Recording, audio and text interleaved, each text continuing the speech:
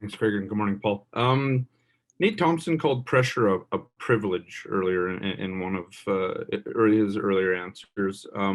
Matthew Perot sort of said there isn't much any more than any other game. There's always pressure to win. When you're in a losing skid, like you are, do you feel pressure, and is it external at all, or internal, or a combo of both? I don't know that you come to the rink feeling any more urgency, like on your nights that I think the difference is maybe if you're on a run, you kind of come to the rink real excited, and the anticipation is there. Not sure how you attach that word to pressure, but then when you're losing, I'm excited tonight to see a piece of our game to see if we can do it again. And yeah,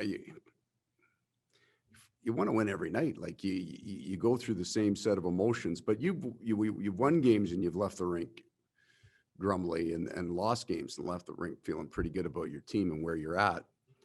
I come into this one tonight, pretty excited about a big chunk of our game is the exact way we need to play, through the rest of this year and into the playoffs to give ourselves a chance. So I'm excited about that, and I want to see it here tonight. And then, maybe there's an edge coming into tonight for sure. A real strong focus on it, on the team game, and making sure that your players are aware of that. So we've gotten together quite a bit here in the last few days to make sure that that happens again. So I don't know how to answer the question, because I think we all view that word pressure differently. There's a focus here tonight that maybe isn't in your game when you've won a bunch, right? So, and you're always worried about that as a coach too. But I'm not particularly worried about that focus. I just want to see an adherence to an understanding of the difficulty in playing a hard game and being really happy to do it. We'll go next to Mitchell Clinton from Jets TV. Go ahead, Mitch. Thanks, Gregor. Hi, Paul. Just curious, what, if anything, you see differently in Montreal's game, given the pieces that they've also got out. Clearly, you guys also have injuries of your own, but just curious what you see there. You know what? At the end of it, it's just effectiveness of the players. You take good players out of your lineup, you're still trying to play the same game. You might look a little bit different. But goal scorers that are out of your lineup, you miss that, right? And heavy defensive players come out of your lineup and you miss that too. So I think they're playing the same game. They clearly are in a schedule maybe that we were in last month in March. They've got some guys out of their lineup, but they've had the advantage in some ways of an urgency that we're going to start feeling now with Calgary pushing back into that playoff mix. But this is a playoff game for these guys tonight, right? They're 4 up with a game in hand, and they need this one, and we need it too.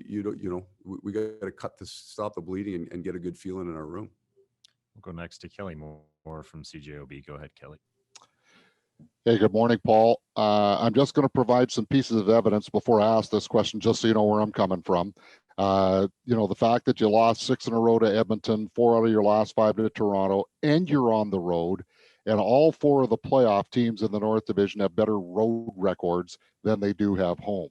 So with all that in mind, do these next 3 games in particular, away from home, against teams not named Toronto or Edmonton, help you in that rebuilding process to reestablish your game and your identity as a team? And I hope that didn't come across too disparaging. I just wanted to provide some context.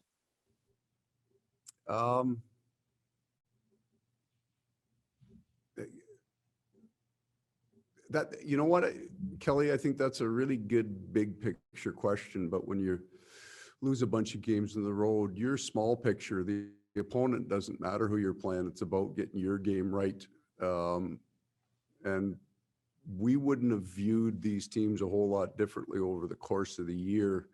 The home and road record has become a fact based on our last 5 losses at home. But you win those 5 and our home record's better than a road record, and we clearly look differently. So home and road, there's another theory on our home and road. I'll give that all to you at the end of the year. And I think it does matter. I don't think it's going to change, but I think it does matter in how we've played. this is a small window game here. We're not looking at what's happened in the last 5. We're looking at what we did right maybe in our last game and making sure that's right again. I'll go back to Scott Billick from the Sun. Go ahead, Scott. Thanks, Greer. Paul, you talked a little bit after the game about what you did right, and we didn't talk to you yesterday.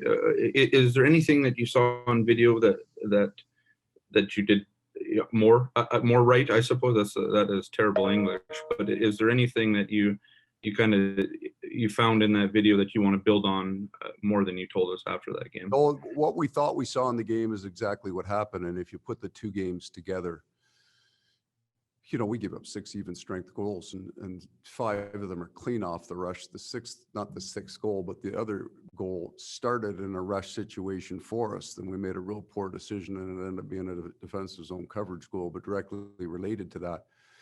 The most dangerous rush chance I think we gave up last game was when Josh Morrissey broke his stick right after we had a real good chance. Josh had basically an empty net. So after that, 12 of their rushes, and each team is going to have 30 to 40 in a game. Of 12 of those rushes, by the time it got to the tops of the circles, we had eliminated the danger. 2 of them got through us. So we were far better positioned in both ends of the rink to win the 5-on-5 game, which we did. We'll go back to Mitch Clinton from Jets TV. Go ahead, Mitch. Thanks, Gregor. Paul, just curious if there's an update on Adam Lowry. I know he was in non-contact in Winnipeg, but obviously we can't see if he skated this morning. So I just wanted to update on that. Yeah, so he skated in a full contact sweater today. We'll get him bumping and grinding here in the morning skate. It won't be long. And then we'll see how he comes back tomorrow. If everything goes well, then he'll go full practice on Sunday. And final question back to Scott Billick from the Sun. Go ahead, Scott. And kind of a 2-parter. So same lineup, and Hellebuck starts tonight. I saw him off the ice first, it seemed. Correct. Okay, and just going back to you talked a lot about, and a lot of the guys talked about the fundamentals, and you did you get back to that? Well, you did. You said that you got back to it. I guess, what are you looking to build upon then tonight?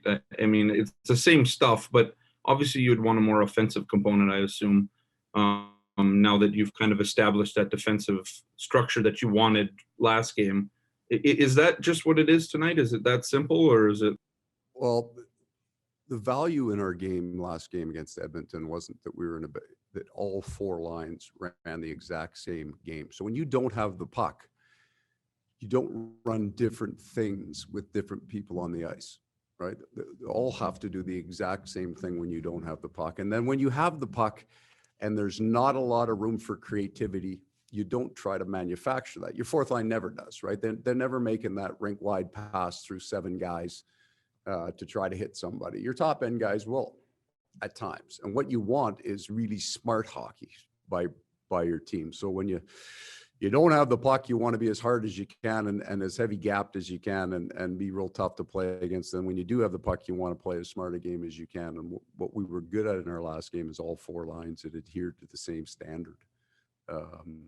In as much as, we've had good games this year, played well in here the last time we were in, where you felt you were strong start to finish. In that part of the game against Edmonton, we were kind of strong start to finish through a whole lineup. That's really what we're looking for. The offensive component, it's important that we're learning the fact that when you get into the playoffs, a chunk of your offensive component disappears because the other team will adhere to all of those defensive standards, right? Everybody defends with their life kind of in playoffs. So you lose part of your rush games, or a bunch of the mistakes that get made in the regular season just don't get made in the playoffs. And it gets to be a grinder, net front, pucks to the net, battles to the net, capitalize on the other team's mistakes game. So that's where the offensive growth has to come from. But I don't the cheating the game and being late on back checks and those kind of things. We didn't have that in our last game, and that's what we're looking for tonight.